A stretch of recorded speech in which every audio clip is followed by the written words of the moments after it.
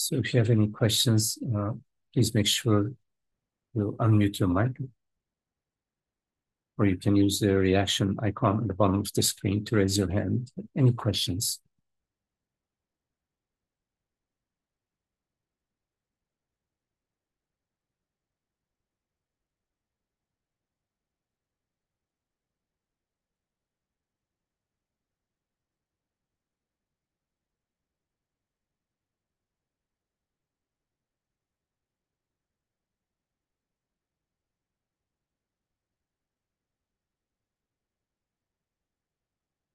Hi, Carol. I would like a little feedback, but mostly I'd like to share an experience I've had here just recently. I was I was invited to visit friends in California, and they took me down into Yosemite along these roads with no guardrails. We're looking way down into the vast canyon, into the depth of this thing that I've never seen the likes of. And something very interesting happened. I was I was so uh, taken aback from just the sheer experience of the vastness and the grandeur of being there that I felt like my heart and my brain was blasted open. I was literally thrown out of my mind, which is a very good thing. and, and it was such an amazing experience. And in reflecting after I've gotten back home, I have to think, you know, it, even though I was very, very present with that, and, you know, I have to think my habitual mind, it's so easy because of years of habitual identifying with the mind that when you're thrown out of it, it's a it's a reminder of everything you've been saying. Just pure presence. I wasn't separate from where I was. It was the energy of the place was moving right through me, and I wasn't there anymore. It was the most amazing thing I've ever experienced. And so it's nice to have that memory and reminder of very powerful direct experience instead of something I have read or thought about with the thinking mind once again, right? Yes. It was it was so wonderful. Yes, yes.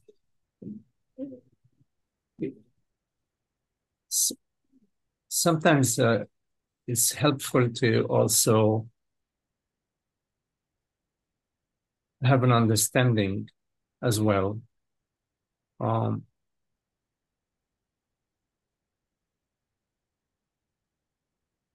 As a result of identification, we experience ourselves in the world, that we are an experience in the world, a limited experience in the world. And via grace, rather than being an aspect of a personal mind, realize that we are this vastness, and the world and the mind are appearing to us. So there is like a sort of a shift from being contained to being the totality, from being limited to being limitless. It's always the case that whatever we're experiencing is limited. If you're experiencing a thought, a memory, sensation, a perception, what you experience is limited. It has a beginning, has an end, has a duration, has a certain shape, a certain form. But it's always the case that you, the experiencer, that which perceives, is not limited. It's actually your experience right now. You are hearing these words. These words appear to you. They appear, they disappear. They have a certain meaning. They have a certain resonance, a certain vibration, and then they dissolve back. But you remain. You are that which, quote unquote, contains, perceives this sound or this conversation. It's always the case.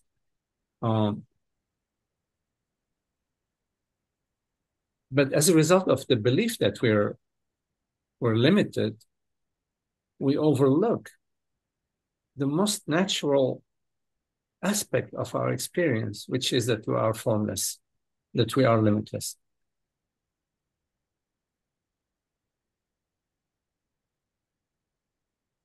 And on occasion, we have a sort of a jolt or a glimpse out of being in the car to being this magnificent presence. But in fact, I just wanted to point to you that that's your most common experience, is that you are this presence. It's not a big deal. It's the most normal thing.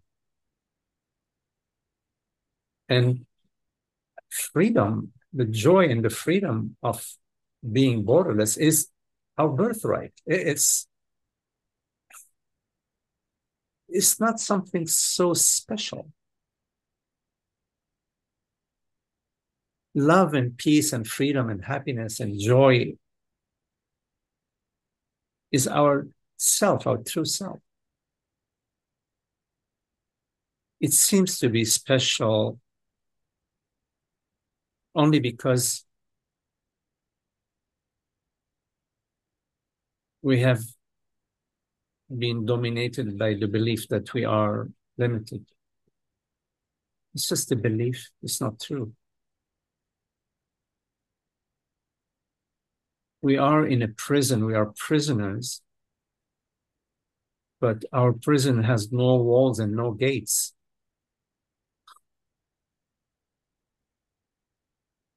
You know, in the circus, when there is a baby elephant, they tie the baby elephant to a spike with a rope, about maybe 10, 20-foot rope. So the baby elephant gets used to stay within 20 feet from that spike in the ground. And when that elephant grows to be, I don't know how many tons the elephant grows, he's so big, the zookeeper removes the rope from, or maybe they don't remove the rope, I don't know, but the elephant continues to, although they could easily pull that spike off the ground with little effort, they don't. We are a little bit like that. The spike in the ground is the belief that I'm a person. So this beautiful glimpse that you had is wonderful. It revealed to you, you know, experientially what we speak about during our meetings. It's available to you to revisit it. You can revisit what that glimpse revealed to you. Not you want to go back to the glimpse to hold on to it, to the feeling of it, or no, what it revealed to you. It revealed to you that you are this vastness, right? Yeah, absolutely. And that's yours. That's yours. Wonderful reminder. Wonderful reminder. It's your truth. It's your truth. revealed to you from consciousness to itself. Revealed itself to you, told you, that's what you are. That's what I am.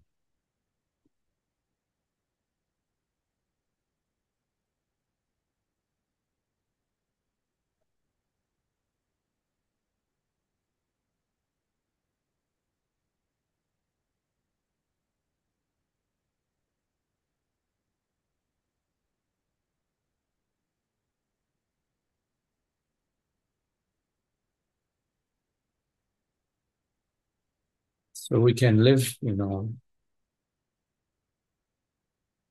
as that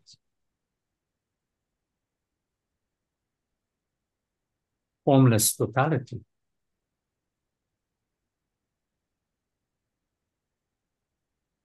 And what applies to you applies to others. We all are this formless totality, this universal consciousness.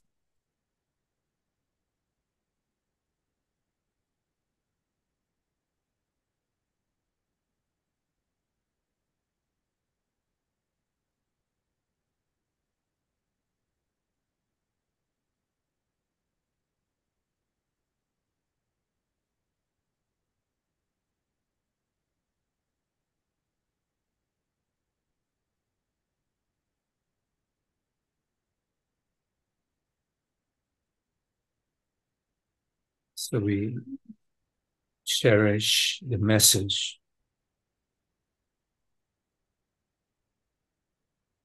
that was revealed to us.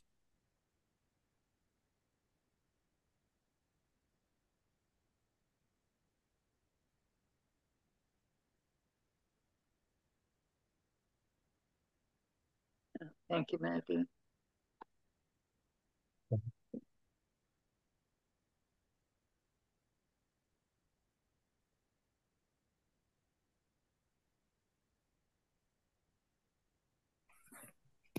Any questions? Hello, Magdi. Hello, Holly. Yes. Can you? Oh, Yeah, did somebody else have a hand up? No, I'm with you. I hear you. Yes. Yes. Okay. Okay. So one thing that you mentioned earlier during your talk was the allowing sensations and thoughts to have their freedom. So the question I have has to do with certain states of anxiety that I can be prone to. And for instance, sometimes, and I don't think the topic is particularly important about the anxiety because it's just like sort of general anxiety. And, yes, sometimes, especially if it's getting like close to bedtime, I have, a number of kind of mitigation strategies to help, because otherwise I'll sometimes be up late thinking about things. So in cases like that, is it still best to let that have its freedom, or best to take a deep breath and have a warm cup of tea? Or actually, a warm cup of tea sounds good. Yeah. Always, I do stuff like that. Warm cup of tea goes a long way. or deep breaths, or stretching, these sorts of things. A couple of things about this, Holly. So whatever appears on deck is whatever it is appearing on deck. Is there a wind blowing? There are certain waves on the surface of the pond.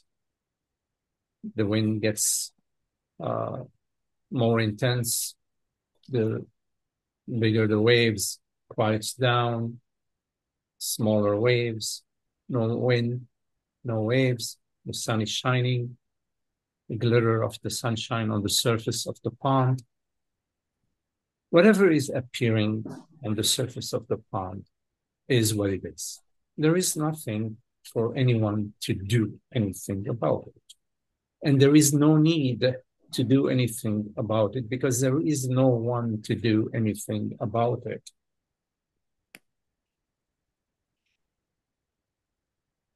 Why is that so? Because anything that's appearing is a universal unfolding. It's not something that this particular person did. It's not something that that particular person did or that you did. It is the entire universe that is collaborating to produce this particular sensation. Now, what is the problem? Well, it feels dangerous to somebody. It feels there's something wrong. It feels there is something off. For somebody, there is somebody who is objecting.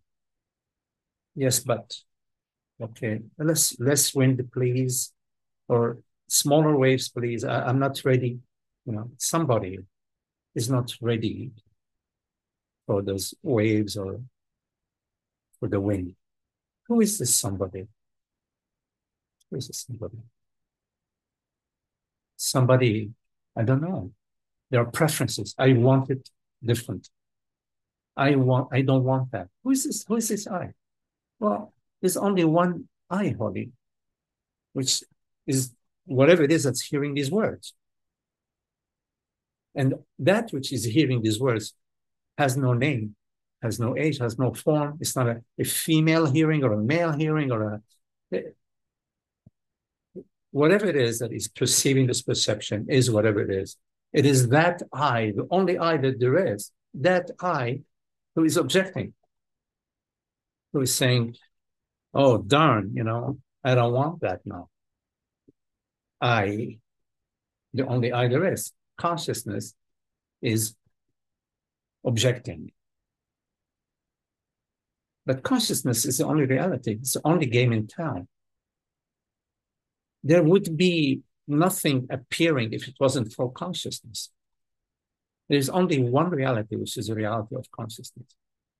So therefore, the reality of the sensations that appear to you is consciousness. So this consciousness who's creating the sensation and who's objecting to the sensation. Okay. Well, one could say, well, that sounds really good, but it's not very helpful because I really want to get rid of this anxiety. So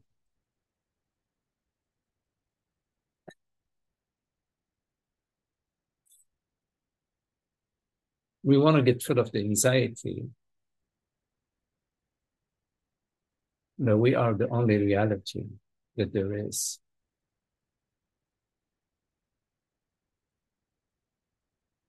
As the only reality, there is nothing that can hurt you, affect you,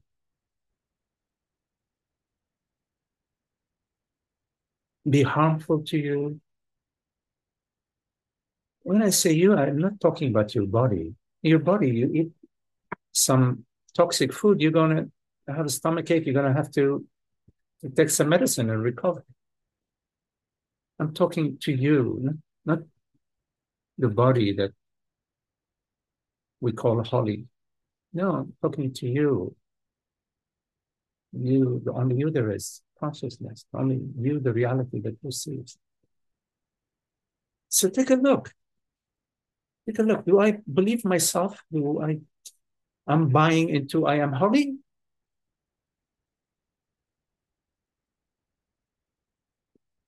You may say, well, wait a minute, Magdi, I'm asking a question about my anxiety. And you are talking to me about, am I holy? It doesn't seem to relate. Talk to me about my anxiety. Well, the anxiety belongs to holy. It doesn't belong to consciousness. So if you are holy,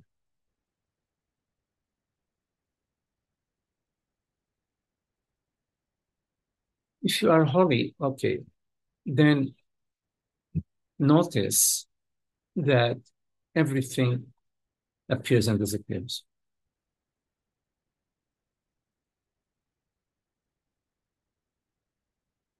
And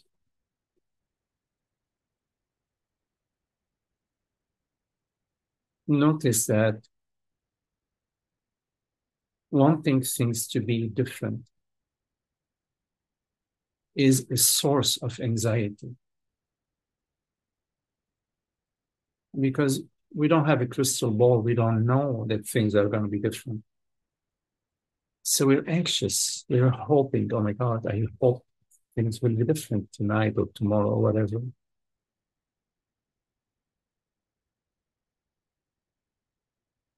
Wanting things to be different is a habit. Anxiety is a habit. You can develop another habit, which is to be still, to be available to whatever is appearing.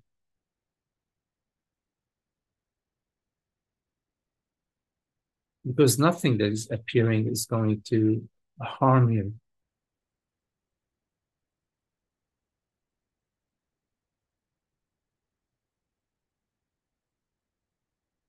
Because the body mind is on a time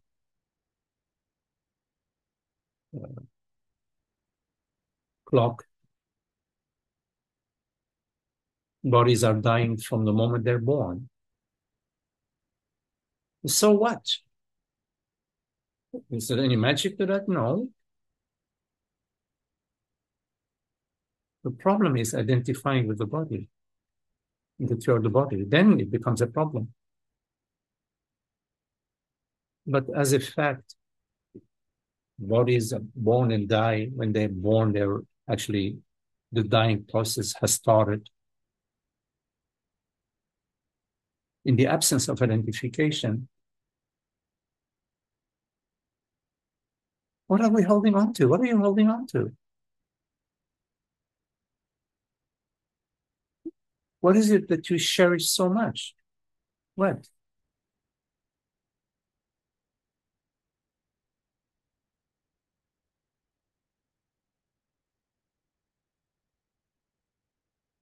I'm not saying don't enjoy and don't celebrate life. I'm talking about holding on to. You can enjoy life as it happens, the kindness, the sweetness, the friendship, the beauty in life.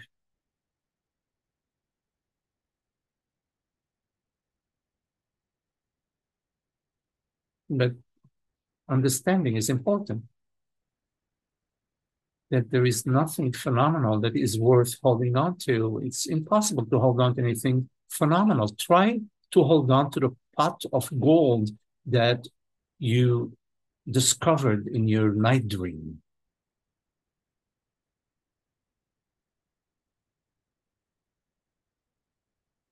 It's a joke. It's the same thing in the waking dream, the waking state. You celebrate life, you contemplate presence, being, truth, you contemplate freedom, beauty.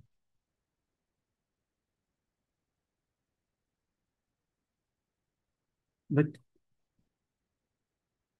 you don't measure your happiness or your well-being phenomenally. What happens when the body is 90 years old. I mean, you can barely walk or breathe or cook your meal. What, that means it's disaster time? No.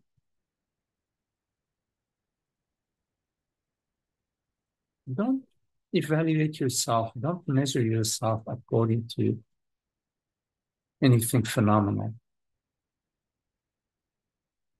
This does not mean you don't do your best to improve your life. Of course you do. Improve your relationships, your house, your work, whatever. You do your best. You always do your best, but tranquilo, not without, you do your best from a place that is indifferent. But I'm going to do my best. I'm going to do my best, but I'm not hot after it, Now, in the evening, when we go to sleep, we need to invite both the body and the mind to rest. So consciously, you make your bed, put on your jammies, you lie down, nice comfortable pillow, more or less. It's hard to find comfortable pillows, especially at my age, but so you relax the body and you allow the body to sink. You don't need to do anything. You don't need to attend to anything with your body. But also you need to invite your mind to rest. When you go to bed, this is not a good time to be thinking about anything. To be thinking about tomorrow, but if a thought arises, am I going to remember I need to send a memo tomorrow by 10 o'clock? Okay, write a little note, get up, write a little note, and then so that you can invite your mind to rest. Or you can trust that your mind at 10 o'clock or before 10 o'clock will remind you, hey, don't forget to send that memo. It's 9:30, you need to send it by 10. You can either trust your mind or write yourself a note. But the point I'm making is that you need to invite your mind to rest. So you take a look at your mind. What am I doing?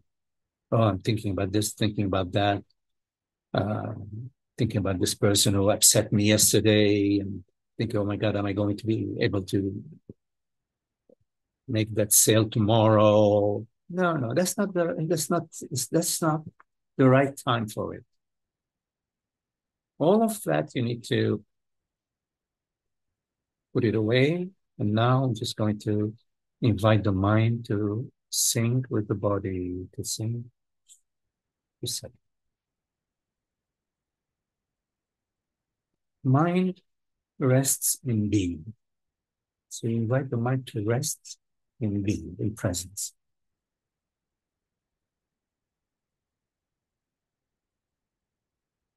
So notice if there are some habitual tendencies to want to think about the entire day or the entire week before going to bed. And it's not the right time to do that.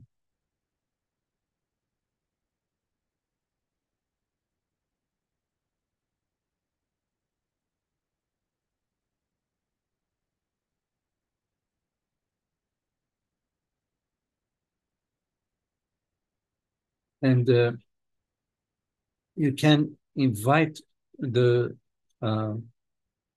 mind to also enjoy the restfulness of the body, because they're not separate. And the body is resting, nice sheets, the blood flow, the heart is now reducing its the beat of the heart. tingling of the body. You can invite the mind to enjoy the restfulness of the body.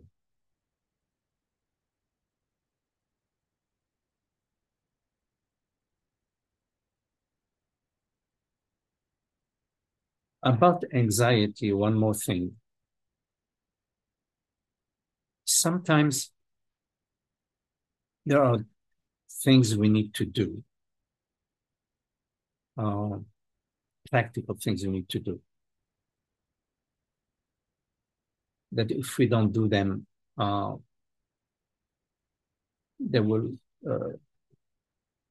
have some consequences that are not the most favorable. So try to discern, when you have an anxiety, try to discern what aspect of your anxiety is practical and what aspect of your anxiety is psychological and wasteful. Tend to the practical and discard the psychological, because the psychological has to do with me in time, her, him, she, why did this, why that. Just be sober, be matter of fact about what is matter of fact things you could do. Do them if possible. If it's not possible, well, okay, it's not possible. Go with the flow and hope for the best. But above all, Holly, there is nothing at stake. Nothing at stake for who you truly are. And you are that which is real. You are not some temporary thing. By you, I mean awareness, consciousness, the reality that perceives.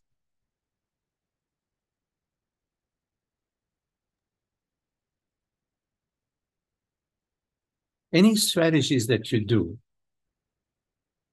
that are for the improvement of your personhood are doomed to fail.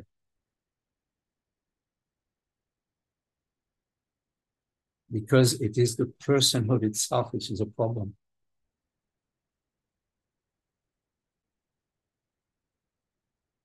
But thank goodness there is no actual person. So you're safe. You're good.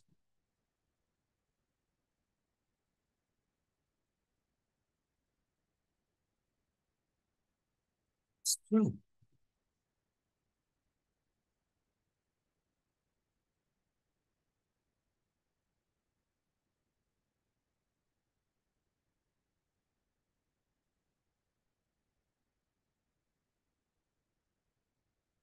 We complicate things.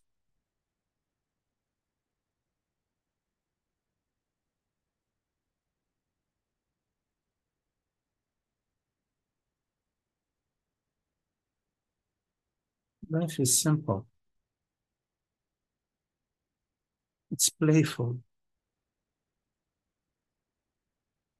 It's not about solving problems, surmounting obstacles.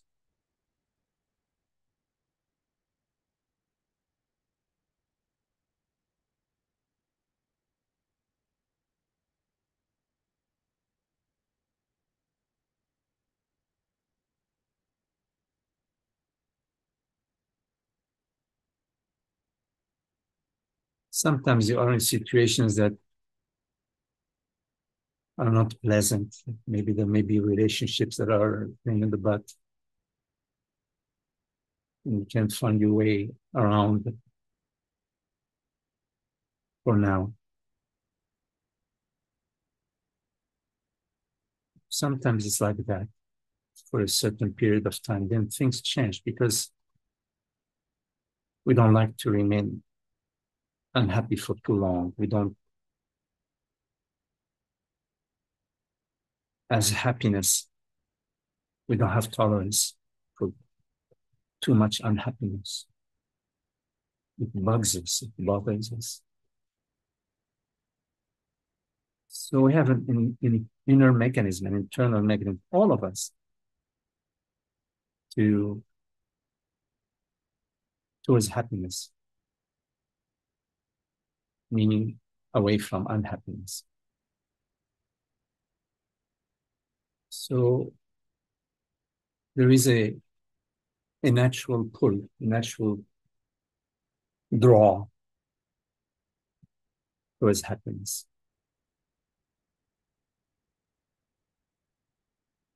That's operating in our life.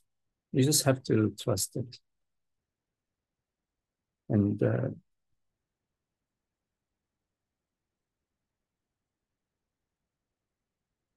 don't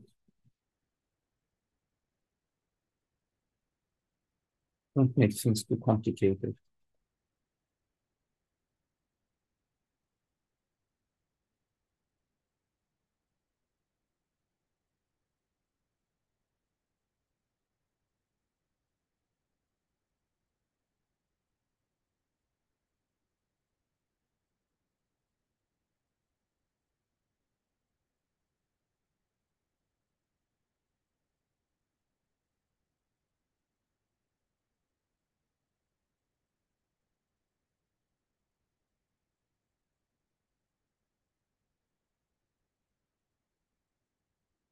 And the more we struggle with anxiety,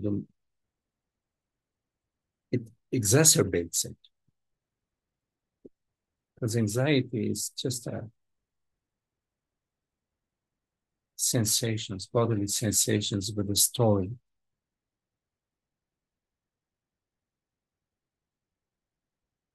Bodily sensations, they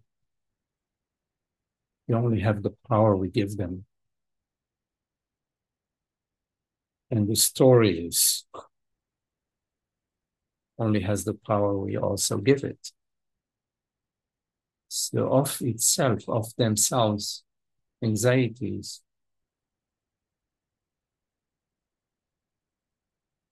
are not a big deal.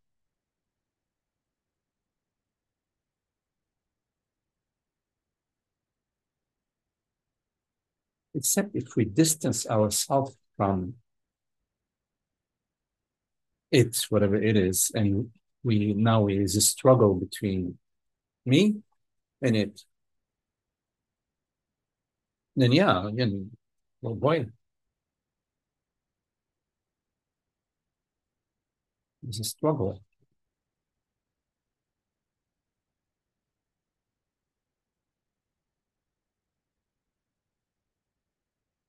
But when you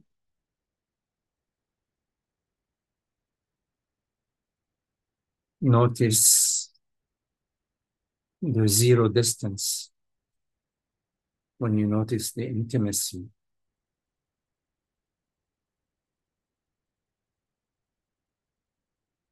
intimacy is love.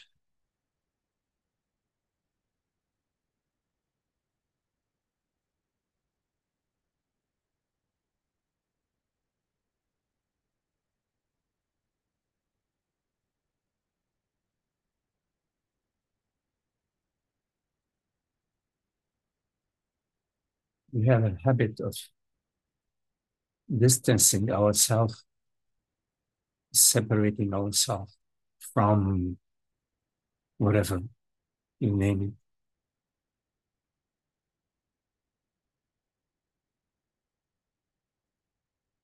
But there is no distance. There is no separation.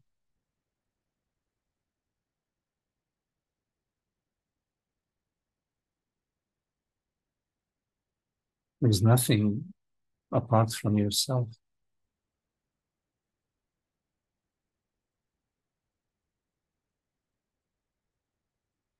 There's nothing coming at you. Because you are the entire universe. You're not separate from the universe.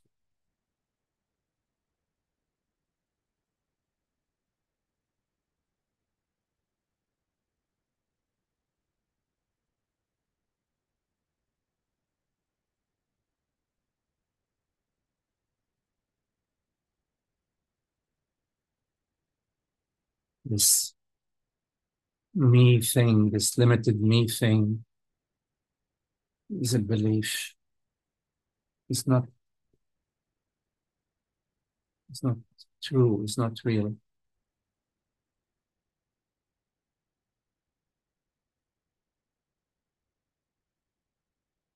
In time, it will dissolve. It's dissolving already.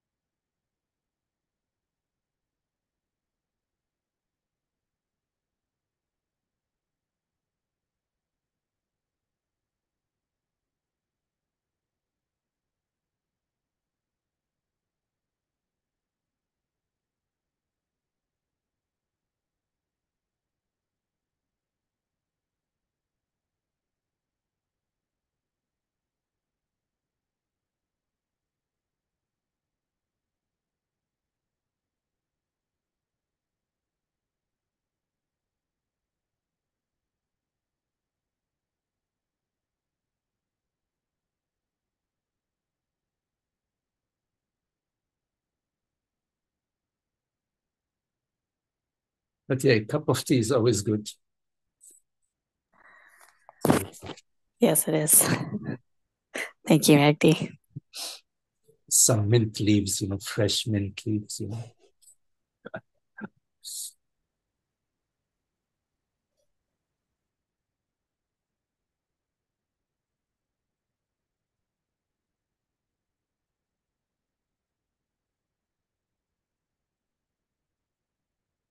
Any questions?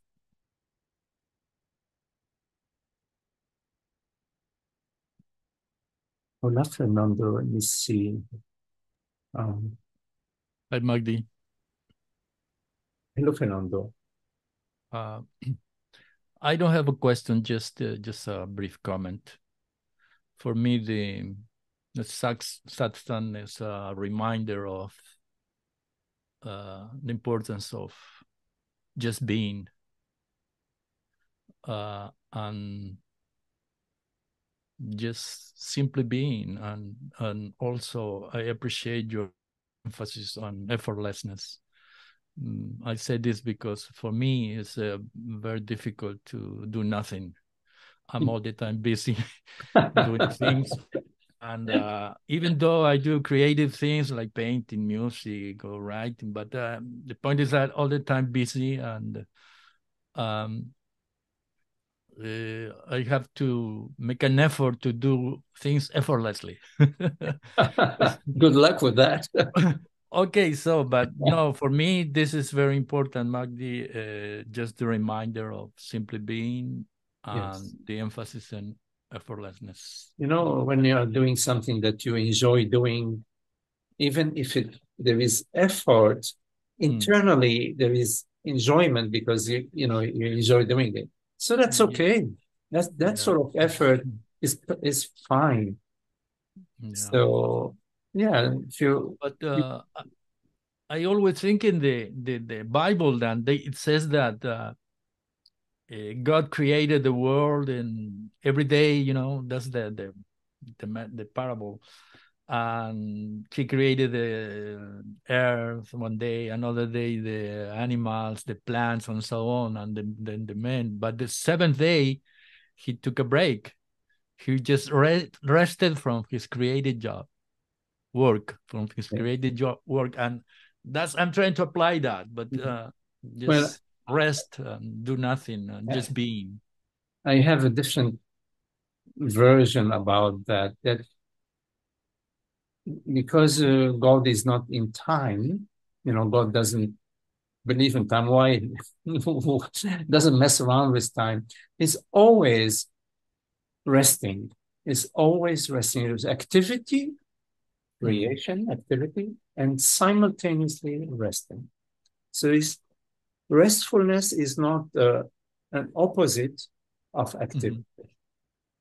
There is an inner disturbance, then that's not restful.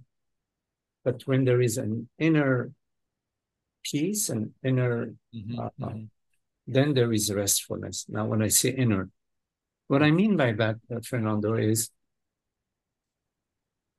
when you are with the flow in life.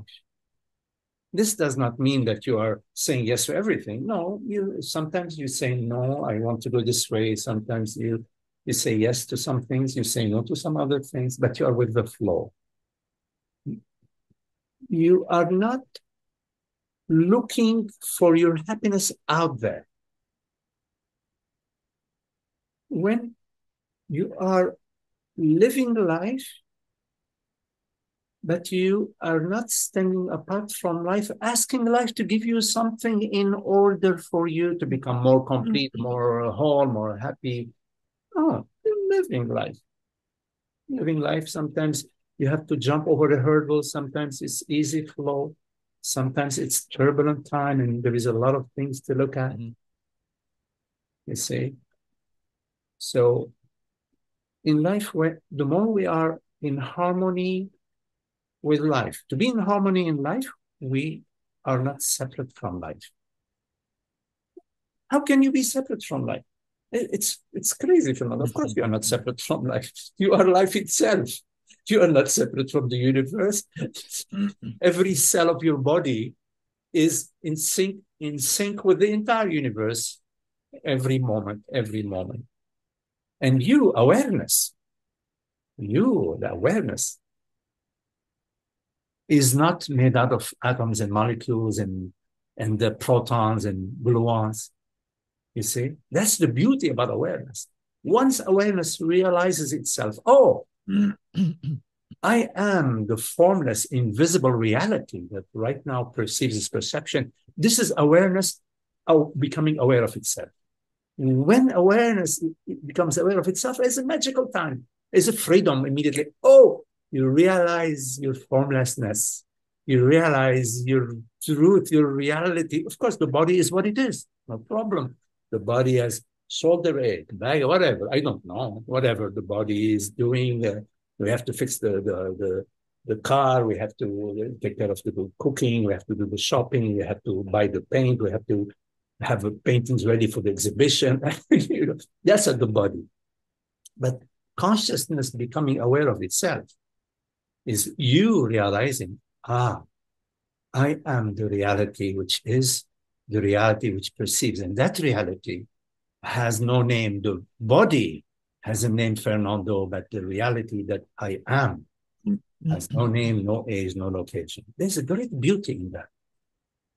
Freedom, the great freedom in that. And a joy in that. You see?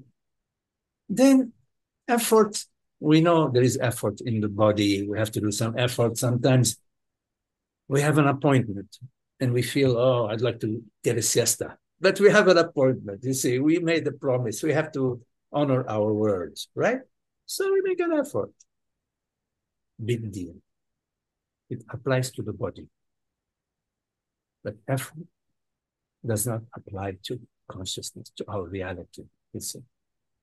And once you realize your reality, more and more realize, I am this aware presence. There is Fernando, yes. There is this, there is that, yes. But I is not this or that. I itself. Then there is a restfulness, a natural, effortless restfulness in the midst of the activity.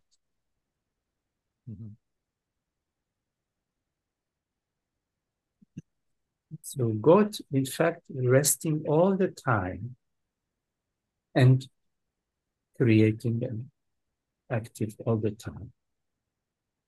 The restfulness and the activity, the Shiva and the Shakti.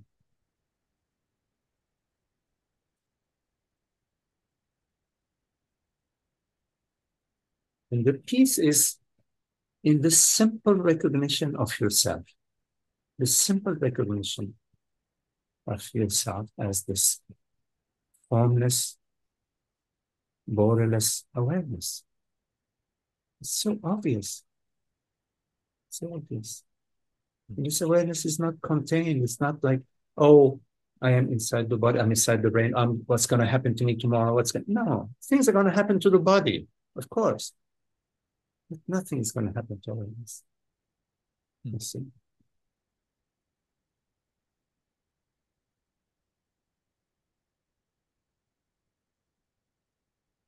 We are the same awareness, this one reality, shining through different minds. Your mind is the artistic mind, the creative mind. It's another person, maybe musician, etc., etc., etc.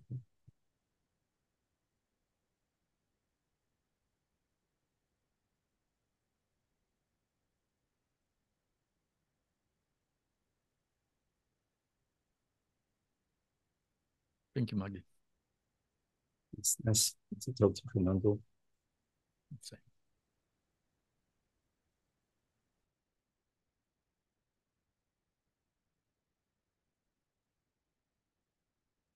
Any questions?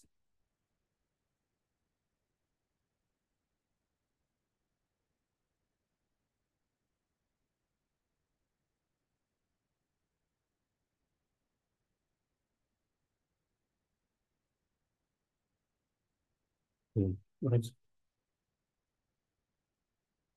Can I share something, Meg? Oh, sorry. Yes, John. Yes, John. Yes. Yes. I'm sorry. I didn't realize you were Oh, getting ready. okay. I was trying to fiddle with my phone and get the camera on and all that stuff. Okay. Anyway, Yes. I really tonight's been very revealing for me, so I appreciate the questions asked and your answers. Somehow I feel a freedom when you said something about basically both are there. You know, it's the Shakti and Shiva, and so because I also have the anxiety stuff, so I appreciated that question. And I also notice that it disappears, and seemingly for no reason at times, or all the time, I don't know. And other times maybe because I'm engaged or something.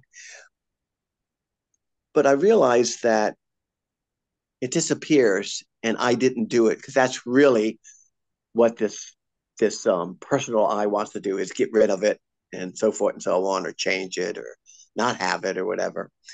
And I do allow it to be, allow it to have its freedom, but there are plenty of times I also am allowing it to have its freedom, but want it to disappear at the same time. But I allow that to be also. And anyway, long story short on this is that I'm realizing tonight that the same peace I have that I didn't get on my own through psychological means, or, you know, meditation necessarily, or anything like that, it just is there, and it appears. And so to me, that's who I truly am. That is my true nature, is that peace. And it just somehow has made an impression somehow, maybe in the mind somehow, to have that remembrance that I am who I am, despite the activity that's going on. So I appreciate all of it tonight. Thank you. Yes.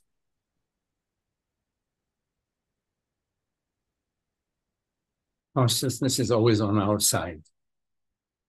God is love and always loves us, and God's love is infinite.